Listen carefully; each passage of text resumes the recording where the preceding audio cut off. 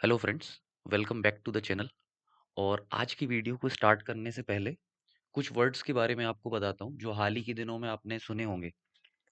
एना Sebastian, Narayana Murthy, Anand Mahindra, 70 hours work culture, 90 hours work culture, et cetera et cetera. तो आपको पता होगा कि पुणे की ईवाई फर्म में काम करने वाली एना सेबेस्टियन का कार्डियक अरेस्ट से डेथ हो गई। ठीक है। और रीजन जो बताया गया कि पुअर वर्क कल्चर और अत्यधिक प्रेशर था। ठीक है। फिर एक स्टेटमेंट आता है इन्फोसिस के फाउंडर नारायण मूर्ति के द्वारा कि इंडिया में जो वर्क प्रोडक्टिविटी है वो काफ़ी लो है and they suggested youngster to work 70 hours a week. Right. फिर उसके बाद एलएनटी के फाउंडर का एक स्टेटमेंट आता है कि 70 नहीं, हम तो चाहते हैं कि 90 आवर अ वीक काम करो। ठीक है।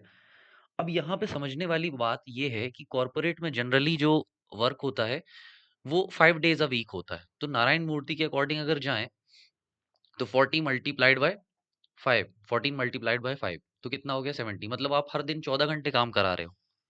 और उससे भी ऊपर निकल गए ये एल&टी वाले 18 घंटे पर डे। और what about work life balance, वो सब हम उन्हें उन्हें कुछ नहीं पता। राइट। तो आज का टॉपिक भी यही है, वर्क कल्चर। राइट। ये जीएस 4 और जीएस 1 ये दोनों में अलग-अलग तरीके से पूछा जा सकता है। जीएस 1 में ये सोसाइटी के सेक्शन में वर्क लाइफ बैलेंस और स्ट्रेस के रूप में पूछा जा सकता है। और जीएस 4 में ये एथिकल वैल्यूज को इंक्लूड करके पूछा जा सकता है। ठीक है। अब आप देखोगे, ये मैंने क्वेश्चन पोस्ट किया था चैनल पे कि in a positive work culture employees are motivated, engaged and feel valued. This creates a sense of ownership which in turn leads to greater productivity, creativity, and sense of fulfillment. Illustrate by giving suitable examples. अब इसको हिंदी में translate कर देता हूँ एक बार कि एक सकारात्मक कार्य संस्कृति में कर्मचारी प्रेरित, संलग्न और मूल्यवान महसूस करते हैं। इससे स्वामित्व की भावना उत्पन्न होती है जो बदले में उत्पादकता, रचनात्मकता और संतुष्टि को बढ़ाती है। उपयुक्त उदाहरण देकर इसे स्पष्ट कीजिए। 150 वर्ड में आंसर लिखना है and after watching this lecture you will be able to answer it. ठीक है। तो आपको कुछ छोटे-छोटे फैक्ट्स बता देता हूँ पहले कि जहाँ इंडिया में ये 70 आवर्स अ वीक और 90 आवर्स अ वीक की डिबेट चल रही है, तो आपको मैं एक फैक्ट बता दूँ कि यूरोपियन यूनियन में आप ओवरटाइम को भी इंक्लूड करके 48 आवर्स अ वीक से ज़्यादा काम नहीं कर सकते। ठीक है। और ये मैंने मैप इंक्लूड किया है कि किस कंट्री में कितना अ, हर हफ्ते काम कराया जा सकता है। ठीक है। तो कनाडा में 36 है, यूएस में 40 है, जर्मनी में 35 है, नॉर्वे में 34 है। और ये यूरोपियन यूनियन का चार्ट है। ठीक है। इसको आप अपने एग्जांपल्स में कोट कर सकते हो कि कहाँ हमारी डिबेट चल रही है और कहाँ वो प्ले कर रहे हैं। राइट।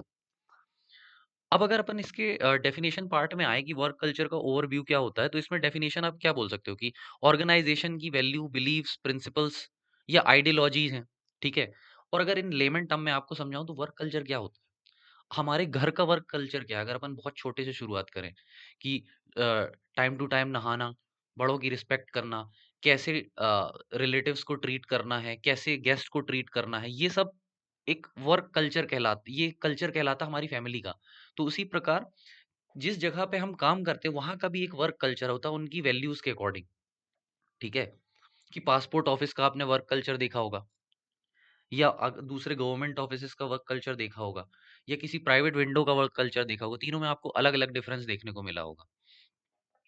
अच्छा, जब हम वर्क कल्चर की बात करते हैं ना, तो हम ये सिर्फ ना समझे कि जहाँ पे हम काम कर रहे हैं सिर्फ हम उस चीज से रिलेटेड बात कर रहे हैं, नहीं।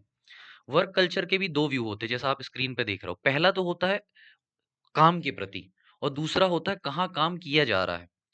अब इसको एग्जांपल से समझाता हूँ कि पहला तो है काम के प्रति कि जब हमारे पास काम आया तो हम उसके प्रति हमारा कैसा एटीट्यूड है। एक बोलेगा एंथुसियाज्म से कि हाँ मैं इस चीज को कर देता हूँ, और दूसरा बोलेगा अरे यार काम आ गया। है ना? तो ये 2 व्यू हो गए देखने के।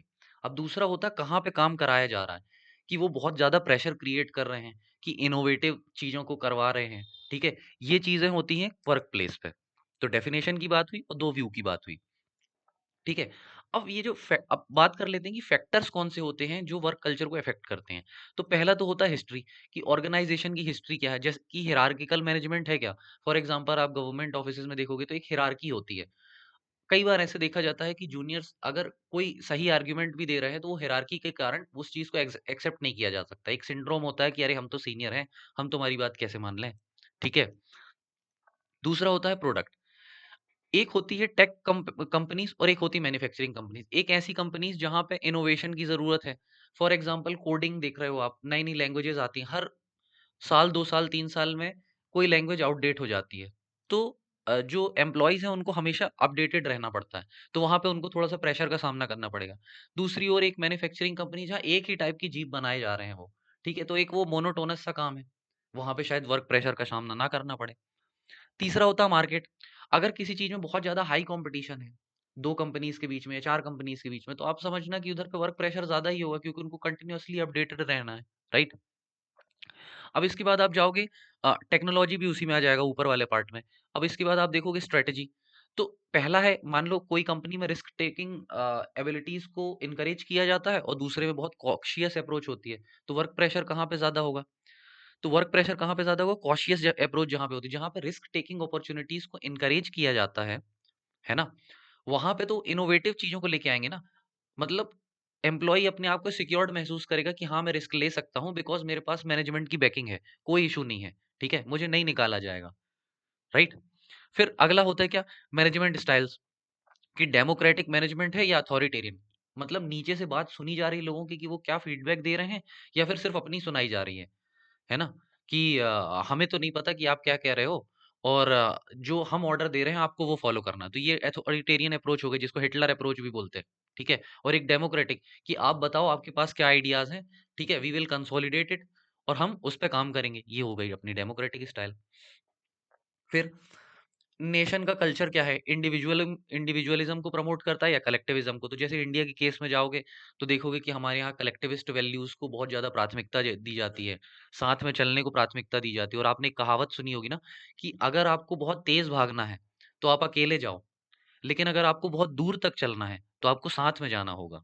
तो वो इंडिया प्रमोट करता है, जो कि सस्टेनेबल अप्रोच भी मानी जाती है। राइट। फिर जो कोई भी ऑर्गेनाइजेशन होती है ना, वो अपने स्पेसिफिक गोल्स को अचीव करने के लिए उसको क्या करना पड़ेगा? लोगों को साथ में लाकर चलना पड़ेगा। जो हमने अपनी साथ में चलने और अकेले चलने का एग्जांपल दिया, कॉमन प्लेटफॉर्म पे लेके आना पड़ेगा। ठीक है, कि ये हमारा एक कॉमन गोल है और हम इसे क्यों अचीव करना चाहते हैं, उन्हें ये बताना होगा। ठीक है। और साथ ही साथ उन्हें सपोर्ट भी करना होगा। ये सिर्फ नहीं कि गोल बता दिया और अब तो तुम लग जाओ गधे की तरह अचीव करने के लिए, हम तुम्हारा साथ देंगे या नहीं देंगे उससे कोई मतलब नहीं है ना। तब कोई भी एम्प्लॉय में सेंस ऑफ लॉयल्टी आती कि यार मुझे भी काम करना है। फॉर एग्जांपल अगर कंपनी की ग्रोथ 10,000 करोड़ है, लेकिन वो ग्रोथ परकोलेट नहीं हो रही एम्प्लॉयज की सैलरी में, तो उसके पास मोटिवेशन रहेगा काम करने के लिए? आप बताओ। नहीं रहेगा ना। वो क्यों करना चाहेगा काम? अब अगला देखो, एक एग्जांपल आपको बताता हूँ कि जो वर्क प्लेस कल्चर होता है ना, वो बेस्ट लेके आए एम्प्लॉयज में से, कि हमारा बेस्ट पोटेंशियल निकल पाए अपने में से बाहर। ठीक है। लेकिन आपने एक एग्जांपल से आपको समझाता हूँ कि जब भी कॉर्पोरेट का आप इंटरव्यू दोगे ना, तो टेक्निकल राउंड के बाद एचआर राउंड में एक एचआर बड़ा मजाकिया सा क्वेश्चन पूछता है कि how will you handle toxicity at the work place. अरे भाई ये कैसा क्वेश्चन है? तुम मुझसे पूछ रहे हो कि वर्क प्लेस पे टॉक्सिसिटी तुम कैसे हैंडल करोगे? अरे यार why don't you make your place less toxic? आप अपने वर्क प्लेस को ऐसा बनाओ ना कि वो टॉक्सिक ही ना हो।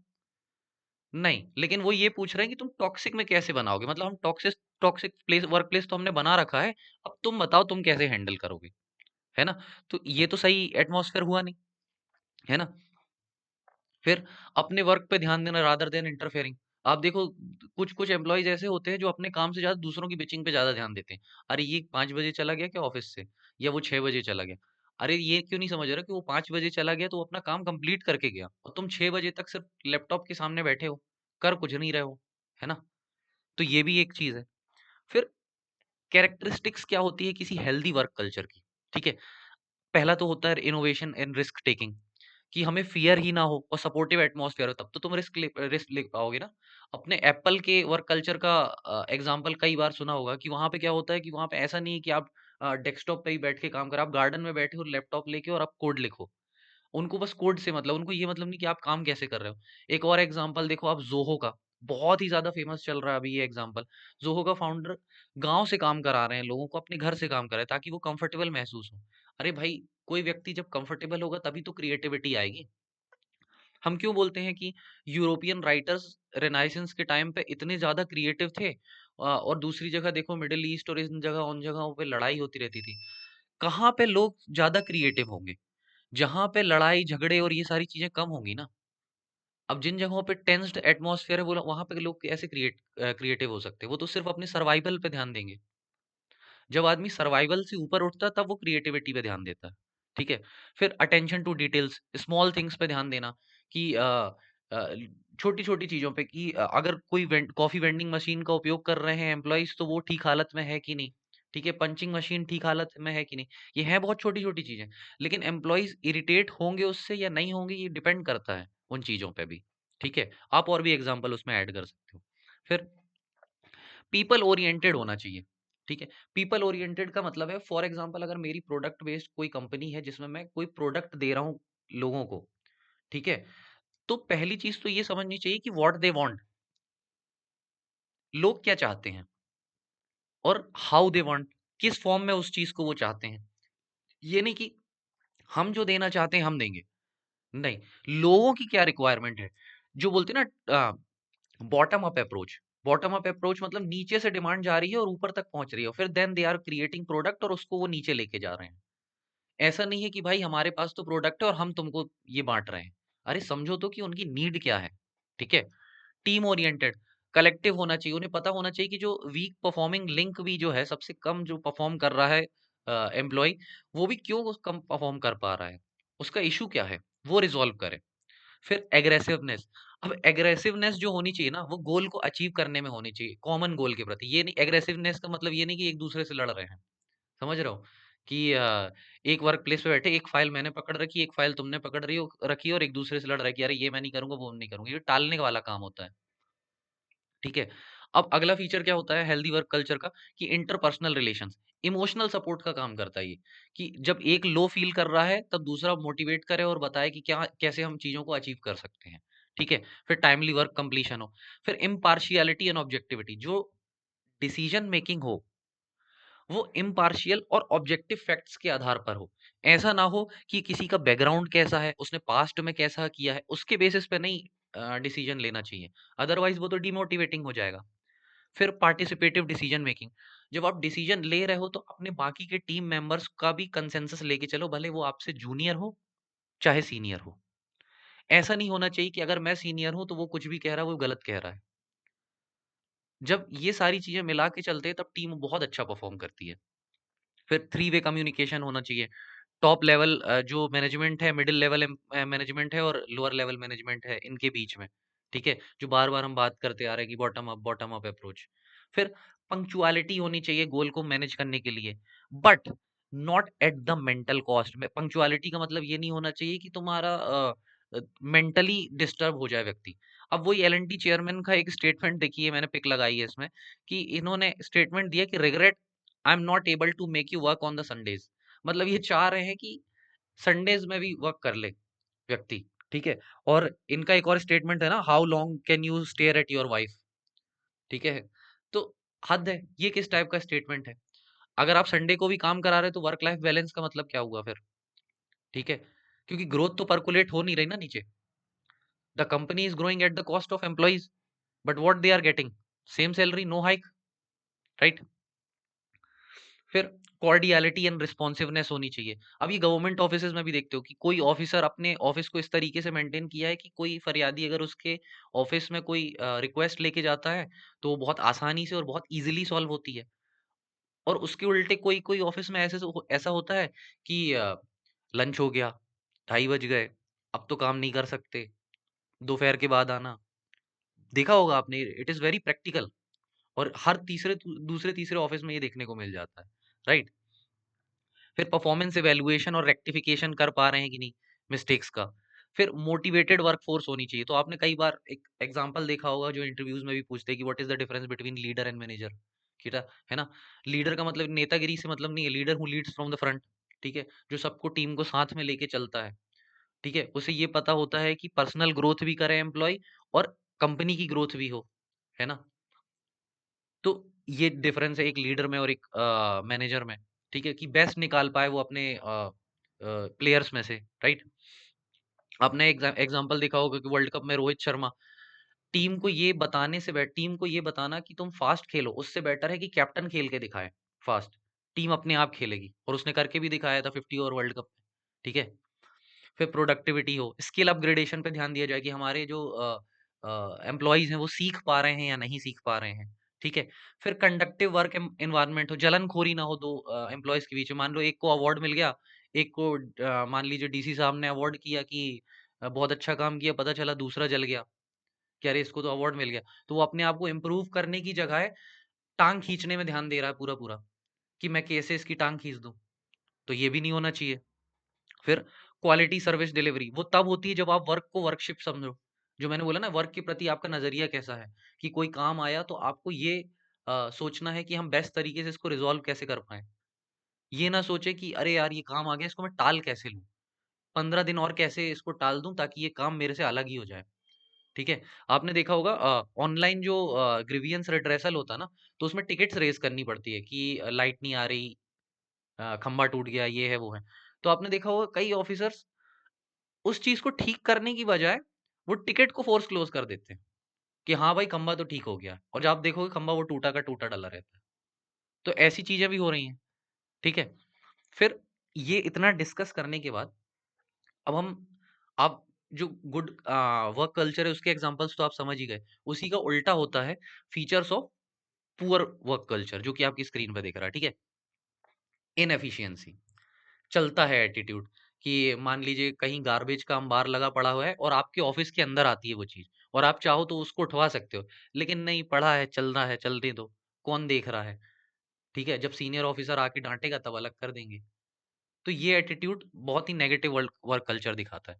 फिर लैक ऑफ अकाउंटेबिलिटी कि हू केयर्स कौन बता रहा है या कौन मेरे से पूछ रहा? ये भी नेगेटिव वर्क कल्चर में आता है। फिर पुअर ग्रीवियंस रिड्रेसल मैकेनिज्म कि मान लीजिए आपके पास रिक्वेस्ट आई आज और आपको 8 दिन है सॉल्व करने के लिए, आपके पास काम नहीं भी है, तो भी आप उसको 8वें दिन सॉल्व करोगे कि अरे देखा जाएगा।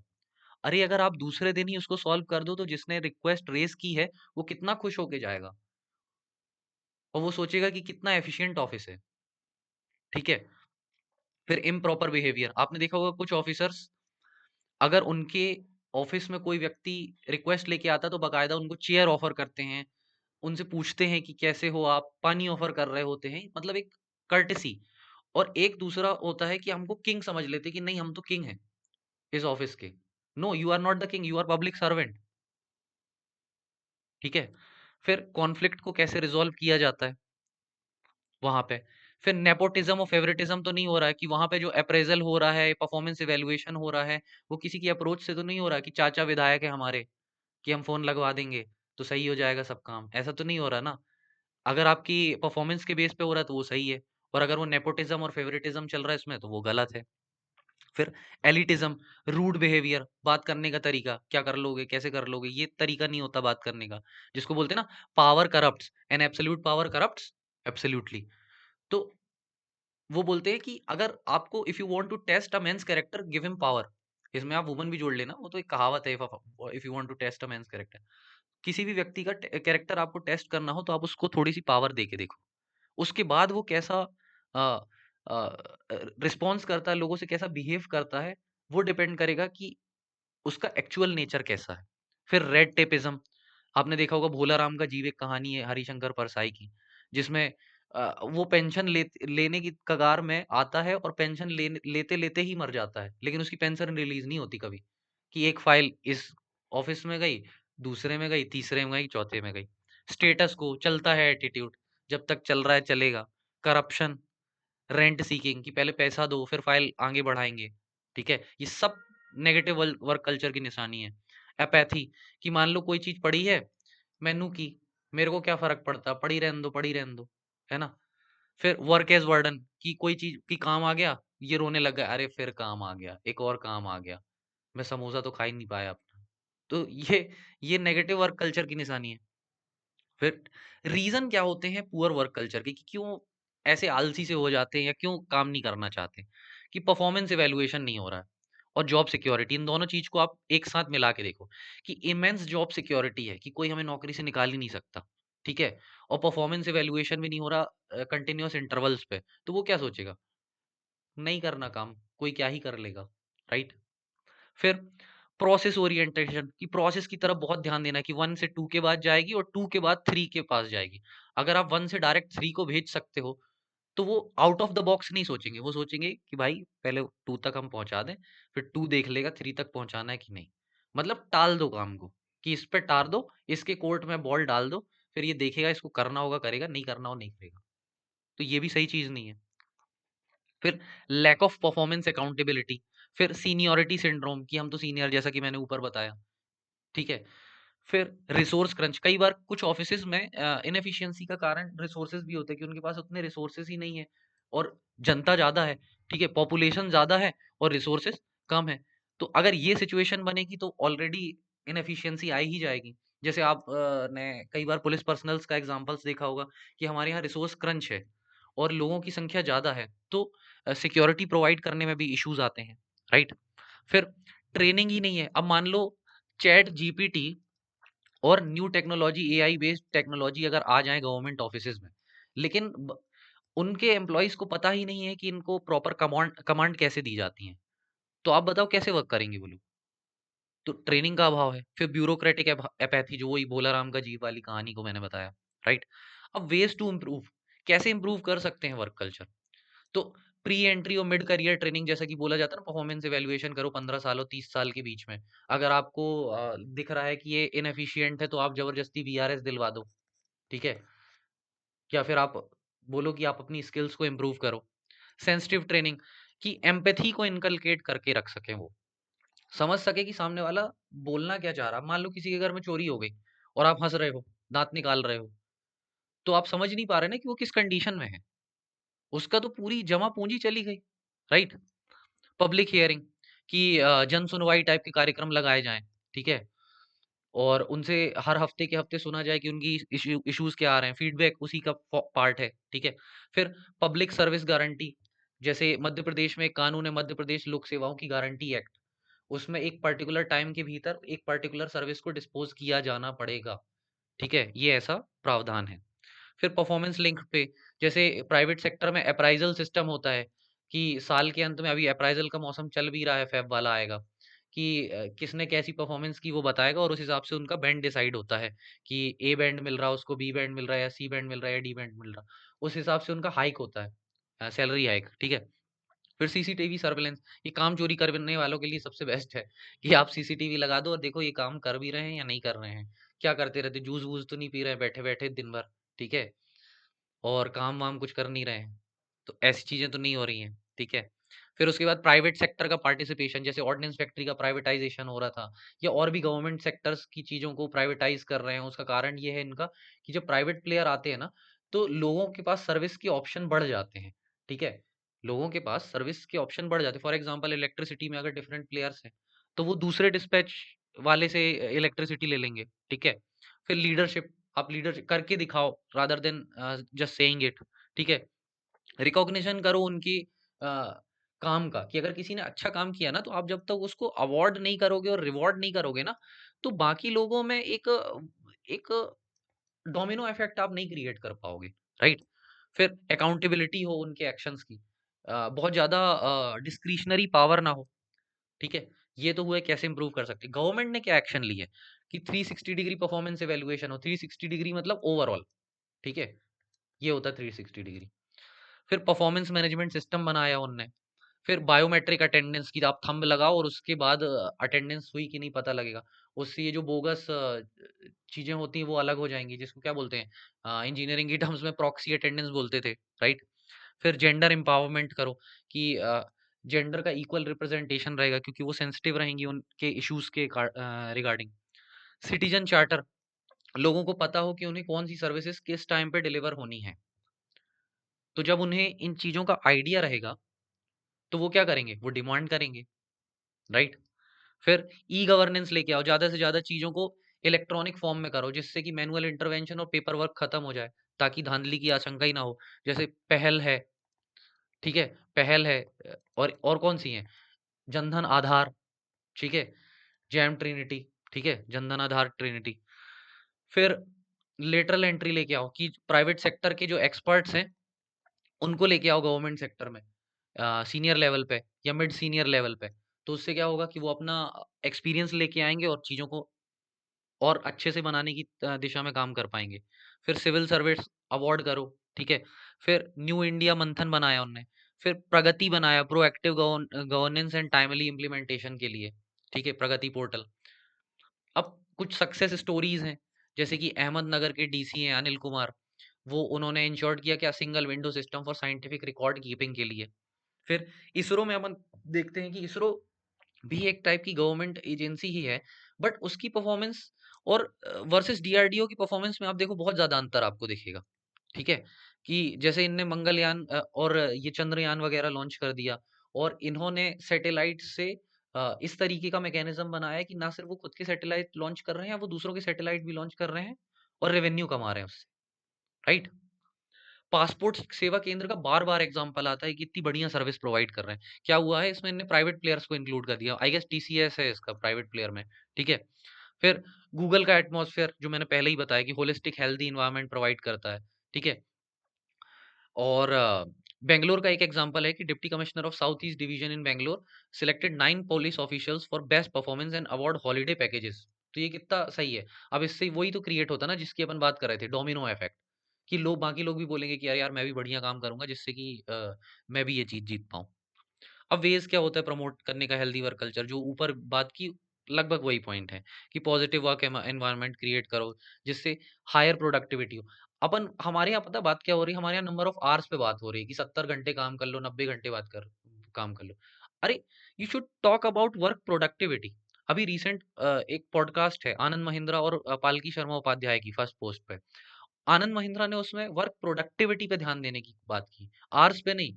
अब मान लो तुम 9 घंटा लगे हुए बैठे हो लैपटॉप के सामने, 4 लाइन का कोड भी नहीं लिखा तुमने, तो वो 9 आवर्स का कोई मतलब नहीं ना। और कोई व्यक्ति 3 घंटे बैठा और उसने पूरी इश्यू ही रिज़ॉल्व कर दी एक बढ़िया सा कोड लिख के। तो ये दोनों चीज़ों में ये डिफरेंस आ जाता है। फिर एम्प्लॉइज़ एक दूसरे को सही से म्यूचुअली रिस्पेक्ट के साथ ट्रीट करें, कॉन्फ्लिक्ट और नेस्टी पॉलिटिक्स में ना पड़ें, वर्कप्लेस पॉलिटिक्स का आपको पता ही है। फिर पार्शियलिटी अवॉइड हो, ठीक है? वही चाचा विधायक हैं हमारे, फ़ोन लगवा देंगे, हमारे तो मौसा जी इसमें हैं, हमारे भैया इधर हैं, ये सब नहीं चलना चाहिए, ठीक है? उनको जज किया जाना चाहिए उनके काम के बेसिस पे, ना कि उनके कॉन्टैक्ट के बेसिस पे, ठीक है? फिर रिकॉग्नाइज़ करो टॉप परफॉर्मर्स को, ऊपर बात की अपन ने, ठीक है? वर्क प्लेस में डिबेट कराने का बहुत अच्छा आइडिया अगर नए आइडियाज़ को इमर्ज कराना लोगों के बीच में। एम्प्लॉयी फ्रेंडली पॉलिसीज़ बनाओ जैसे क्रैचेज़ बनाते हैं ना अपन विपिन के लिए, ठीक है? कि उनके बच्चे वहाँ पे खेल सकें या कितनी विज़िट्स उनको कराई जानी चाहिए दिन में, ये सब। अवॉइडिंग हिटलर्स अप्रोच कि जो मैंने कह दिया वही सत्य है, वही सार्वत्रिक सत्य है, आपको मानना ही पड़ेगा, ठीक है? टीम बिल्डिंग एक्टिविटीज़ में ध्यान दो। फिर मेरिट्स क्या होते हैं? यूनिक आइडेंटिटी बनती है ऑर्गेनाइज़ेशन की जैसे टीसीएस या Tata company as a whole बहुत हाई वर्क कल्चर के लिए जानी जाती है, ठीक है? एम्प्लॉइज़ को मोटिवेशन मिलना चाहिए, ठीक है? फिर demerits of poor work culture के क्या है? डीप रूटेड वर्क कल्चर जिसमें इर्रेलेवेंट हो जाए चेंजिंग सिनेरियो के अकॉर्डिंग। फिर बैरियर्स टू चेंज कि वो चेंज ही नहीं करना चाहते अपने आप को कि अब कंप्यूटर आ गया है, लेकिन भैया हम कंप्यूटर में काम नहीं करेंगे, टैब पे हम काम नहीं करेंगे, हमें तो भैया वही पुराना रजिस्टर दे दो और एक पेन दे दो तो हम उसी में लिखें। तो आप चेंज को भी एक्सेप्ट करना होना चाहिए। फिर डिस्करेज मेंबर्स, ठीक है? कि कोई अच्छा काम कर रहा है लेकिन नहीं, हम तो डिस्करेज करेंगे उसको कि ये कैसे अच्छा काम कर रहा है, कैसे ये चेंज लेके आ रहा है भाई? How healthy work culture can be created? जैसे seats are sown by founder और हेड, जैसे टाटास की हमने बात करी कि उन्होंने बताया कि कैसा कौन सी हमारी वैल्यूज हैं जैसे टीसीएस एक सॉफ्टवेयर कंपनी है उसकी जो अंडरलाइन कोर वैल्यू है एक्सपीरियंस सर्टेनिटी, ठीक है? तो उसी के बेस पे वो काम करती है जैसे कोविड में इतने ले ऑफ हुए लेकिन इस कंपनी में ले ऑफ नहीं हुआ। फिर रिवॉर्ड और पनिशमेंट जैसे वीआरएस दे दिया अभी बहुत सारे ऑफिसर्स को गवर्नमेंट ने क्योंकि इनएफिशिएंट थे। फिर periodic assessment and skills of employee पे ध्यान देना पड़ेगा। आउटडोर एक्टिविटीज़ कि वो फिज़िकली फिट हैं कि नहीं, अगर यूनिफ़ॉर्म जॉब में हैं, तो वो दौड़-भाग कर पा रहे हैं कि नहीं एक टाइम के बाद, ठीक है? फिर बैलेंस मिक्स होना चाहिए फॉर्मल एंड इनफॉर्मल बॉन्डिंग का। कॉर्पोरेट्स में क्या होता है जनरली, फ्राइडे वाला जो दिन होता है ना, शुक्रवार का दिन, उसमें एक कांसेप्ट है fun Friday activities. Fun Friday में वो लोग क्या करते हैं, वर्क प्लेस के फ्लोर पर ही कुछ-कुछ गेम्स खिलाएँगे। तो उससे क्या होता है कि लोगों के बीच में बॉन्डिंग बढ़ती है और एक स्ट्रेस फैक्टर कम होता है। फिर Indian and western work culture में क्या डिफरेंस है कि जैसे वेस्टर्न में टाइम की इंपॉर्टेंस पे ध्यान दिया जाता है। कॉलीग के बीच में, रिलेशनशिप के बीच में ध्यान दिया जाता है कि ब्रेक रूटीन होता है कि काम करने के बीच में ब्रेक भी है कि नहीं है। यहाँ पे तो करते रहो काम, खाना खाओ या ना खाओ कोई मतलब नहीं, ठीक है? हेल्थ टॉप प्रायोरिटी है। अथॉरिटी को रेयरली रिस्पेक्ट किया जाता है, मेरिट बेस्ड होता है। अथॉरिटी को आप डायरेक्ट क्वेश्चन कर सकते हो कि भैया तुम गलत हो। ऐसा नहीं है कि अगर अथॉरिटी है तो हमको दब के तुम्हारी बात सुननी पड़ेगी, राइट? फिर ऑफिस एनवायरनमेंट, हेल्दी और मेंटल वेलबींग पे ध्यान दिया जाता है। उसमें कुछ नेगेटिव्स ऐसे हैं जो अपने यहाँ के वर्क कल्चर में कि लेट अराइवल्स, लेट आ रहे हैं, अरे चलता है, 9 बजे का ऑफिस है, 10 बजे भी आएँगे तो कोई क्या ही पूछ लेगा, ठीक है? फिर लॉन्ग वर्किंग आवर्स कर लेंगे कंपनसेट करने के लिए। फिर इनफॉर्मल रिलेशंस पे बहुत ज़्यादा ध्यान दिया जाता है, फॉर्मल थोड़ा कम होते हैं। चाय ब्रेक, टी ब्रेक चल रहे हैं तो चल ही रहे हैं, ठीक है? फिर ट्रेडिशनल हायरार्की बेस्ड सिस्टम है जो कि हम कई बार सुनते हैं ना, रेड टेपिज्म और ये सारी चीज़ों के लिए। फिर long breaks, informal social bonding. तो ये सारी चीज़ें हैं जो 2 वर्क कल्चर के बीच में डिफरेंस क्रिएट करती हैं। फिर प्राइवेट वर्क कल्चर और गवर्नमेंट के वर्क कल्चर में भी डिफरेंस आ जाता है कि ये यहाँ पे प्रॉफिट मोटिव होते हैं और ये वेलफेयर मोटिव होते हैं कि वेलफेयर प्रोवाइड करना, सर्विसेज़ प्रोवाइड करना। ये एफिशिएंसी पे ध्यान देते हैं, ये स्टेबिलिटी पे ध्यान देते हैं। ठीक है? ये चीज़ें आ गई। अब इन्हीं में नेगेटिव और पॉजिटिव भी आ जाएँगी। कौन परफॉर्मेंस में अच्छा होता है, कौन परफॉर्मेंस में कम अच्छा होता है। कौन चेंज को एक्सेप्ट करता है, कौन चेंज को रिजेक्ट करता है। तो ये ओवरऑल सिनेरियो मैंने आपको बताया वर्क कल्चर का कि होता क्या है, कैसे आया, एग्ज़ाम्पल क्या हैं, रीसेंट एग्ज़ाम्पल्स क्या हैं, ठीक है? घर से कैसे रिलेट कर सकते हैं। अब वो जो क्वेश्चन था कि पॉजिटिव वर्क कल्चर आपको मोटिवेट करता है और नेगेटिव वर्क कल्चर आपको डिमोटिवेट करता है। अब आप उसका आंसर लिख लोगे, राइट? तो this is all about work culture and thanks for watching. इसके बाद मैं एक नया लेक्चर लेके आऊँगा, वो शायद सिटीज़न चार्टर वगैरह पे रहेगा। Till then thanks for watching and bye.